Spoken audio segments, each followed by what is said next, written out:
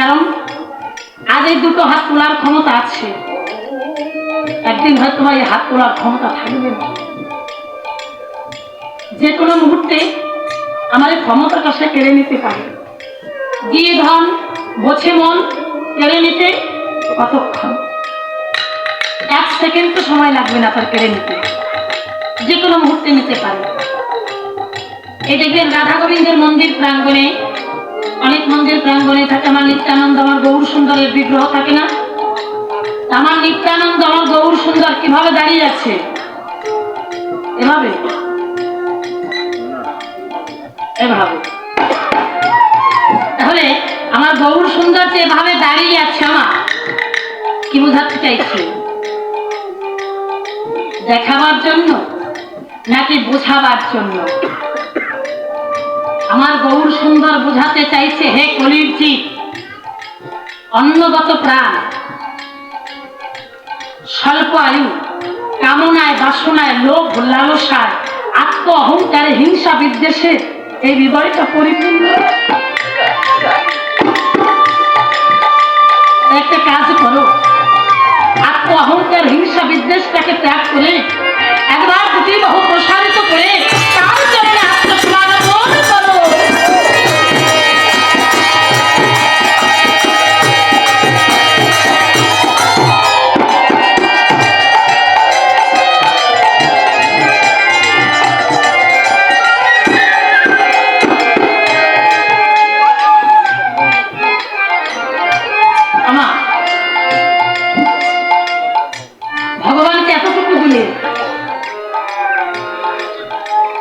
ভগবান এতখানি দেয়,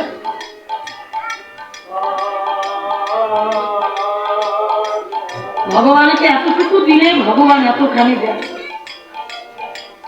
এর প্রমাণ ভগবানকে আপনি আমি এতটুকু দেব, ভগবান আপনাকে আমাকে এতখানি দেবে। না চাইতে দিয়েছে না বাবা? না চাইতে আমাকে 16 মানব দেহখানি দিয়েছে। জাগতিক জগতের ব্যাংক থেকে যদি আপনি লোন তোলেন, আপনি বা আমি যেই ব্যাংক থেকে যদি লোন তুলি, ব্যাংকে কিছু জমা না রাখলে ব্যাংক আপনাকে আমাকে টাকা দেবে? দলিল রাখুন, ব্যাংক চেক রাখুন, স্বর্ণ রাখুন, আপনাকে কিছু একটা জমা রাখতে হবে, তারপর ব্যাংক আপনাকে আমাকে টাকা দেবে। একবার ভালো করে ভেবে বলুন তো, গোবিন্দের ব্যাংকে কি কিছু জমা রেখেছি? কিছু রাখি না। তবে গোবিন্দ এতটাই কৃপাময়, আমাকে কৃপা করে এই মানব দেহখানি জীবনের বাজারে পাঠিয়ে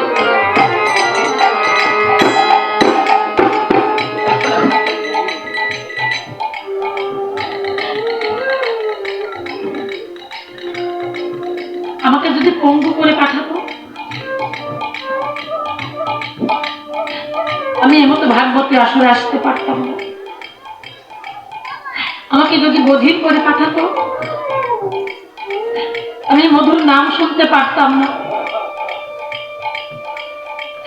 আমাকে যদি অন্ধ করে পাঠাতো, আমি নয়নে ভক্ত দর্শন করতে পারতাম না। আমাকে যদি বোবা করে পাঠাতো, এই বদনে আমি মধুর নাম নিতে পারতাম না। আমাকে যদি হস্ত না দিত, এই হস্ত দিয়ে তুলসী পাতা চয়ন করে তার চরণে দিতে পারতাম না।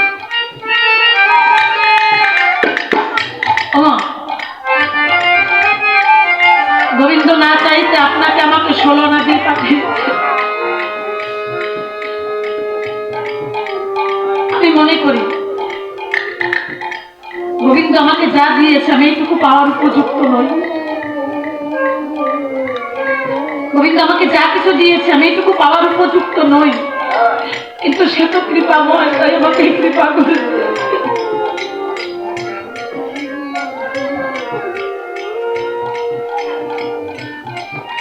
তার মতো দয়াল বিশ্ব জগৎ সংসারে কেউ নেই। ভগবানকে এতটুকু দিলে ভগবান এতখানি দেয়। এর প্রমাণ মহাভারতে যে ভগবানকে এতটুকু দিলে ভগবান এতখানি দেয়, এর প্রমাণ মহাভারতে। যেদিন ধর্মরাজ যুধিষ্ঠির রাজসূয় যজ্ঞ করেছিল, ওই যজ্ঞে সবাই আমন্ত্রিত ছিলেন, দেবতা দেবী, গন্ধর্ব, কিন্নর, রাজা মহারাজা, মুনি ঋষি। ওই রাজসূয় যজ্ঞে সবাই গিয়েছিল। ওখানে আমার ভগবান শ্রীকৃষ্ণ ছিলেন, রাজা যারা ছিল তারাও গিয়েছে, ওর মধ্যে শিশুপাল সেও গিয়েছে। শিশুপাল আর ভগবান শ্রীকৃষ্ণ এরা সম্পর্কে কি হয় বাবা? মামাতো পিস্তত ভাই। অর্থাৎ ভগবান শ্রীকৃষ্ণের পিসিমার ছেলে হচ্ছে শিশুপাল। কিন্তু শিশুপাল কৃষ্ণকে পছন্দ করতেন না। কারণটা কি? কৃষ্ণকে পছন্দ করতেন না। শিশুপাল যখন জন্ম নিয়েছিল, শিশুপালের 4টি হাত আর 3টি চোখ হয়েছিল। দৈববাণীতে শিশুপালের মাকে বলেছিল, তোমার পুত্রের 4টি হাত 3টি চোখ, যে দর্শন মাত্র 4টি হাতের মধ্যে 2টো হাত লুপ্ত হয়ে যাবে, 3টি চোখের মধ্যে 1টা চোখ লুপ্ত হয়ে যাবে, তার হাতেই তোমার পুত্রের মরণ হবে। তার হাতেই তোমার পুত্রের মরণ হবে। তা আমাদের আত্মীয় স্বজনের মধ্যে যদি কোনো নবজাতক আসে, আমরা তাকে উপহার সামগ্রী নিয়ে দেখতে যাই বাবা। কেউ তাকে স্বর্ণ দেয়, কেউ তাকে রূপা দেয়, কেউ তাকে পোশাক দেয়, কেউ তাকে টাকা দেয়। অর্থাৎ যে যার সাধ্য অনুসারে নবজাতককে উপহার দেয়। তা আমার কৃষ্ণ গিয়েছে, পিসিমার ছেলে হয়েছে। যখন গিয়েছে, শিশুপালের দিকে যখন তাকিয়েছে, 4টি হাতের মধ্যে 2টো হাত লুপ্ত হয়ে গেলেন,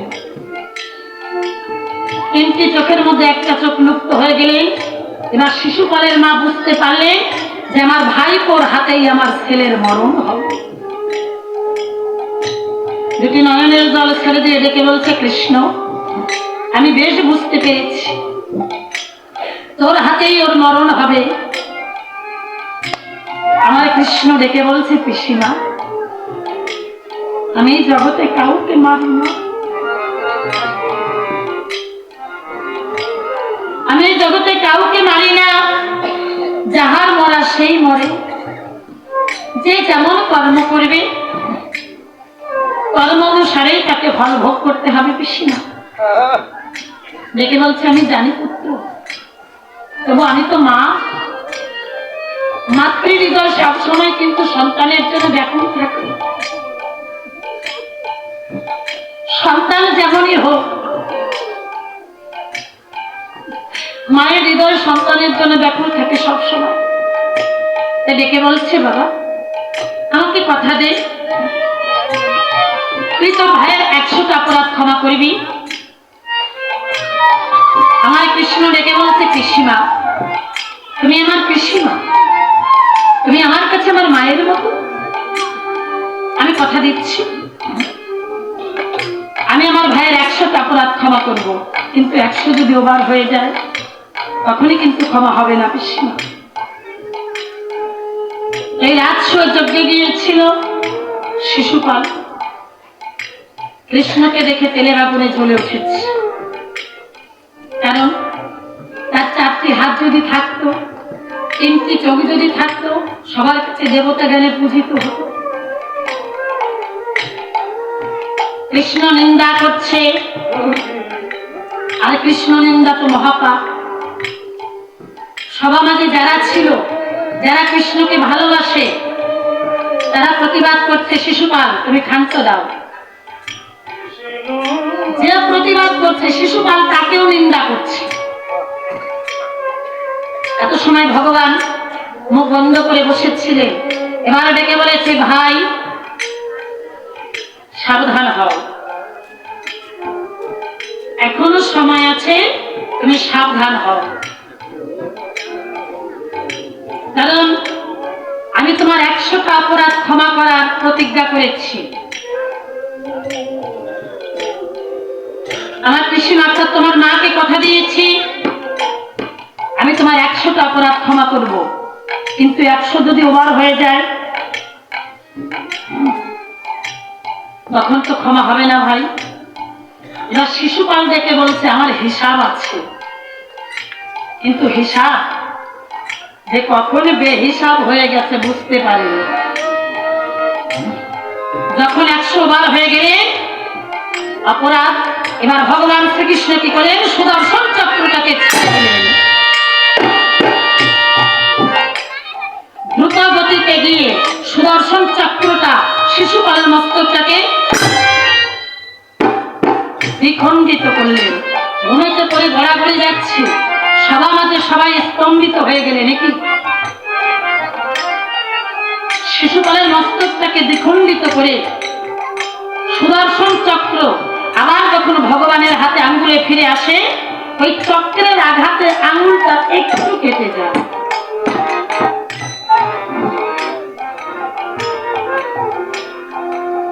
রুধি করছে, লক্ষ্য করলেন কে, রাজমাতা কুন্তী আর বড় আদরের বোন সুভদ্রা, ভগবান শ্রীকৃষ্ণের বোন সুভদ্রা ছুটাছুটি করছে যে একটু বস্ত্র এনে আঙুলটাকে বেঁধে দেবে। আর লক্ষ্য করেছিল কে মা, আর লক্ষ্য করেছিল আমার সতী দ্রৌপদী। যখন দেখতে পায় ভগবানের আঙুল কেটে গেছে, ঝরঝর করে রুধি ঝরছে, তখন সতী দ্রৌপদী পরনে ছিল রেশমি সুতোর শাড়ি, ওই শাড়ির আঁচল ছিল ভগবানের আঙুলটাকে বেঁধে দিয়েছিল।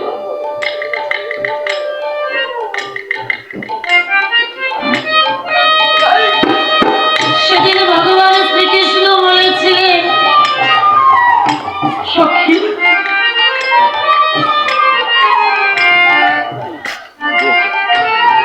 তুমি জানো না এই জগতে যদি কেউ আমাকে এতটুকু দেয়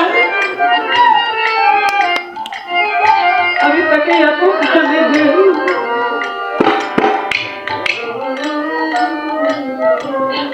তোমার পরনে তুমি যে শাড়িটা পরে আছো, তোমার শাড়ির আঁচল ছেড়ে আমার আঙুলটাকে বেঁধে দিয়েছ।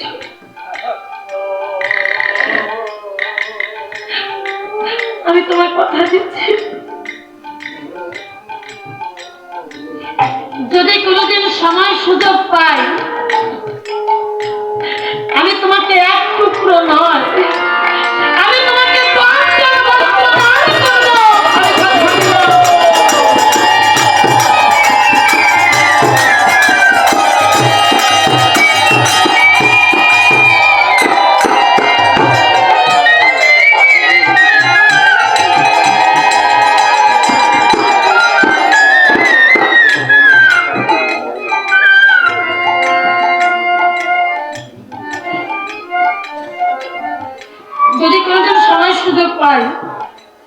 আমি তোমাকে এক টুকরো নয় সখী টন টন বস্ত্র দান করবো। আমার করেছিল না যেদিন পঞ্চ পাণ্ডব পাশা খেলে হেরে গিয়েছিল, রাজ সভাপতি বসে সতীর অপমান হচ্ছিল, দুর্যোধনের আদেশে দুঃশাসন সতীর কেশ আকর্ষণ করে রাজ সভাপতি নিয়ে আসছিল। সেদিন সতী দ্রৌপদী মহারাজ ধৃতরাষ্ট্রকে বলেছিল, মহারাজ আমি কুরু বংশের কুলবধূ, আপনি জানেন কোন নারীর অঙ্গ থেকে যদি বসন খুলে নেওয়া হয় ওই মুহূর্তে তার মৃত্যু ঘটে। এত বড় অধর্মতা আপনি হতে দেবেন না। মহারাজ ধৃতরাষ্ট্র শুধু শারীরিক অন্ধ না বাবা, মানসিক অন্ধ ছিলেন, কারণ সন্তান স্নেহের অধিক অন্ধ কখনো হতে নেই। সন্তানদের ভালোবাসতে হবে, সন্তানদের ভালোবাসতে হবে, কিন্তু তারা যদি কোনো অপরাধ করে তাদেরকে যদি শুধরানো না যায় তাহলে তাদের চলার পথ পুরো অন্ধকার, যেখানে আলোর লেশ মাত্র থাকবে না।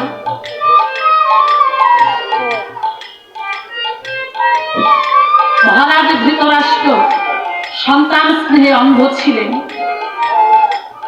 পারলেন না অধর্মটা আটকাতে।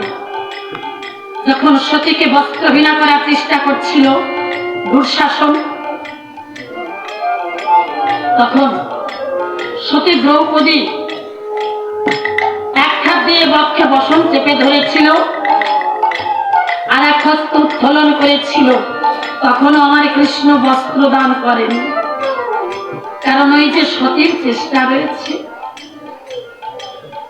ভগবানের চরণে আত্মসমর্পণ না করলে তো হবে না। যখন দেখতে পাচ্ছে বসন আর ধরে রাখতে পারছে,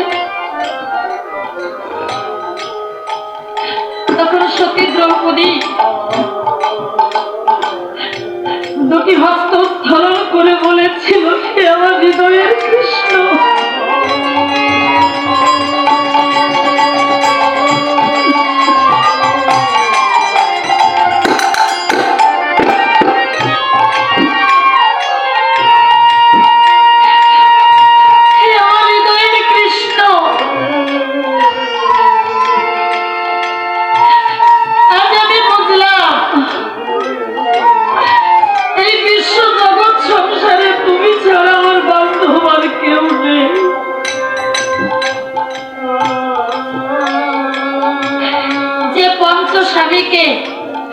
আমি আমার রক্ষা কবচ বলে জানতাম, ওরাই আমাকে পাশা খেলায় করে রাখলো।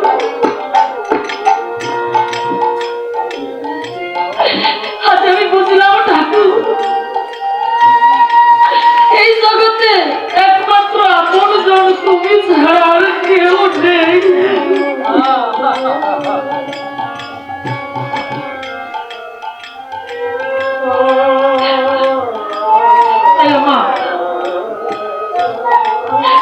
আজ শোনার ক্ষমতা আছে,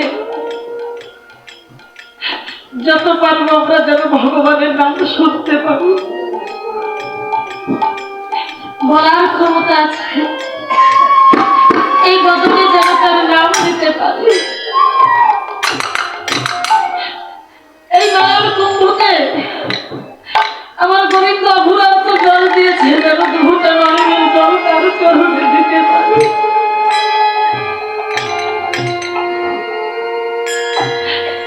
ব্যাংকের কোটি টাকা, এছি গাড়ি, এছি বাড়ি, সবকিছু পড়ে থাকবে, একদিন সবাইকে চলে যেতে হবে।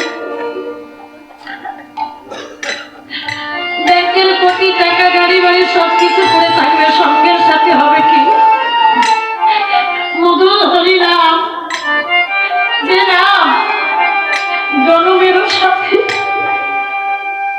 মরণেরও সাথে। এই মায়ার সংসারে আপনি আমি পুত্র কন্যা ভাই বন্ধু আত্মীয় স্বজনকে তাদের চেয়ে বেশি ভালোবাসবো, এমন একটা সময় আসবে ওরা ফিরেও তাকাবে। যতদিন প্রয়োজন মেটাতে পারবে ভালো।